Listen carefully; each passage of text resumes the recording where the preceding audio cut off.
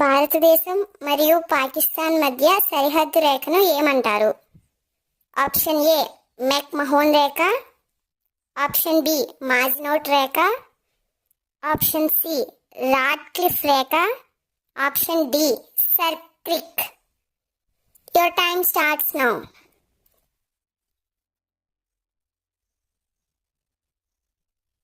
Correct answer is option C Radcliffe రేఖ. Reserve Bank of India మొదటి భారతీయ గవర్నర్ ఎవరు? Option A C D Deshmukh, option B Sachindra Roy, option C S Mukherjee, option D వీరిలో ఎవరు కాదు. Your time starts now.